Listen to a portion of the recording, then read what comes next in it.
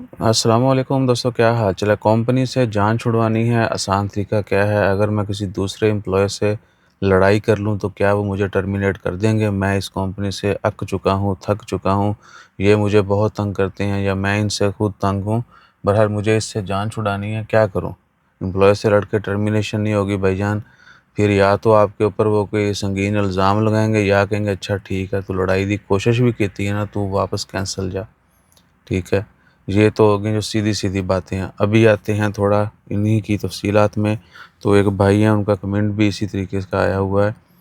Professor साहब हैं, भाई एक बात बताओ, अगर हमारा मन नहीं हो ओमान में काम करने का तो क्या हम किसी एम्प्लॉय से लड़ के कंपनी से टर्मिनेट हो सकते हैं क्या।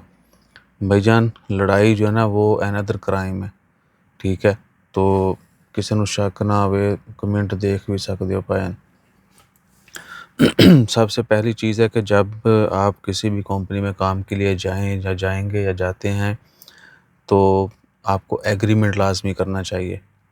ठीक है, रिटर्न में जो है एग्रीमेंट अभी तो ऑनलाइन भी है ओमान में। मैन पावर वेबसाइट के ऊपर दोनों पार्टी जो बंदा हायर करे कंपनी और एम्प्लॉय के दरमियान जो एग्रीमेंट है वो ऑनलाइन भी होता है। उसके मतलब काफ़ी सारी वीडियोस डाली हुई हैं, किसी ने रिपीटिंग वीडियो भी डाल देंगे। तो कानून यानी मज़ीद आसान भी हो रहा है और सख्त भी हो रहा है, और सबके लिए बेहतरी भी इसी में है। पहले क्या होता था कि रिटर्न है दोनों पार्टी के पास, कोई मसला मसाइल होता है, कंपनी अपना कुछ और दे देती है, एम्प्लॉय जो है वो कुछ और दिखा देता है। कहते हैं ये एम्प्लॉय ने 2 नंबर बनाया हुआ है। एम्प्लॉय कहता है इन्होंने मुझे कुछ और डॉक्यूमेंट दिए हैं, खुद कोई और रखे हुए हैं, तो ये मेरा कॉन्ट्रैक्ट में हमारी ये एग्रीमेंट नहीं है। अभी क्या है कि जो भी होगा ऑनलाइन होगा और उसी को जो है हकीकत माना जाएगा। बहरहाल वो एक अलग चीज़ है। तो एग्रीमेंट जो है वो लाजमी करें, उसमें सारी टर्म्स एंड कंडीशन लिखी होती हैं। आप कब छोड़ के जा सकते हैं, क्या आपका काम है, कि ड्यूटी आवर्स कितने हैं, सैलरी क्या है, अलाउंसेस क्या हैं, और बाकी जो कवानीन ओमान लेबर लॉ के मुताबिक क्या क्या आपको मिलेगा। अगर कोई किसी पार्टी को छोड़ना चाहता है तो उसकी टर्म्स एंड कंडीशन क्या हों, ये सब कुछ लिखा होता है। आप जनरली ये भी है कि अगर आप छोड़ना चाहते हैं तो आप ऑफिशियली रिज़ाइन करें रिटर्न फॉर्म में अपने जिसको भी आप रिपोर्टिंग है, रिस्पॉन्सिबल है जो भी आपकी कंपनी का, उसको रिज़ाइन करेंगे। और उसके 3 महीने तक जो है नोटिस पीरियड हो, 1 से 3 महीने नोटिस पीरियड जो है वो हो सकता है। कंपनी ने अपना भी डिसाइड किया होता है, अगर आप उसके ऊपर एग्री करते हैं तो वो फॉलो करना पड़ेगा, वरना जनरली 1 से 3 महीने जो है वो पीरियड है, अल्लाह आपका भला करे, नोटिस पीरियड। आप रिज़ाइन करके भी जा सकते हैं, रिज़ाइन मारें, 3 महीने बाद चले जाएँ। अगर 1 महीने का है या 6 महीने का भी कहीं होता है कि जी तुसी छड्डन तो पहले 6 महीने पहले दसना है, या वीज़ा एक्सपायर से 3 दिन पहले अगर एम्प्लॉय कन्फर्म कर देता है, 7 डेज़ है as per Oman labour law. Employ अगर कन्फर्म कर दे वीज़ा एक्सपायर से पहले कि जी मैं वीज़ा रिन्यू नहीं करवाना चाहता, मैं आपके साथ काम नहीं करना चाहता तो भी उसका वो रेज़िडेंशन ही अज़्यूम होता है और वो वापस चला जाता है, उसकी सेटलमेंट हो जाती है। ये जो लड़के हैं ना भाई, ये हर जगह पे हर दफ़ा नहीं चलता। ये इक्का दुक्का जो है कोई वाक़यात होंगे जिनका काम हो जाए, वरना क्या है कि जिनसे आप तंग हैं उनको भी इस चीज़ का पता होगा। अगर आप उनसे जान छुड़ाने के लिए लड़ाई करेंगे, उनको इस चीज़ का पता है। ठीक है, तो ये आपके ऊपर जो है मज़ीद सख्त वक़्त आ सकता है।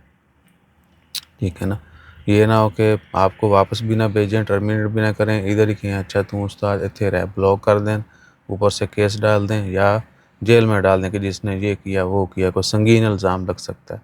आपने सिर्फ हाथ उठाना है, उन्होंने पता नहीं की कुछ अपने आप में करके दिया हो। तो इस तरह का कभी भी कोई गलत काम जो है मत करें। वक्ती तो बंदे को लगता है कि मुझे फ़ायदा हो रहा है या होता नज़र आ रहा होता है, या क्या है कि बंदा चांस रिस्क लेता है कि शायद एकदम ही सीधी उंगली से नहीं तो टेढ़ी से निकाल लो। लेकिन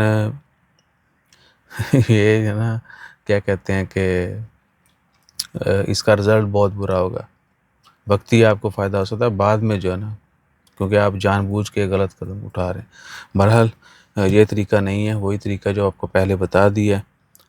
अगर आपका रेज़िग्नेशन एक्सेप्ट नहीं करते, कोई और लोचा करते हैं, तो भी आप लेबर कोर्ट कंप्लेन कर सकते हैं सनद ऑफिस के ज़रिए भी, और डायरेक्ट भी जाके उनसे रिक्वेस्ट कर सकते हैं। लेकिन ऑनलाइन ही रिक्वेस्ट जो है ना वो कंप्लेन होती है। तो आपने क्या है कि सनद ऑफिस पे जाना है, अपने और बाप के ख़िलाफ़ जो भी रिस्पॉन्सिबल है उसके ख़िलाफ़ कंप्लेन लॉन्च करवानी है कि जी मैंने ऑफिशियली सब कुछ किया है, फॉलो कर रहा हूँ, लेकिन یا کوئی بھی وجہ آپ کی، آپ شکایت کر دیں، آپ کا تب بھی کام جو ہے آسان ہو جائے. یعنی قانونی طور پہ چلیں گے تو بہتری ہے، ادروائز مشکلات سامنے کھڑی ہیں اور ان لوگوں کو ہی پتہ ہے.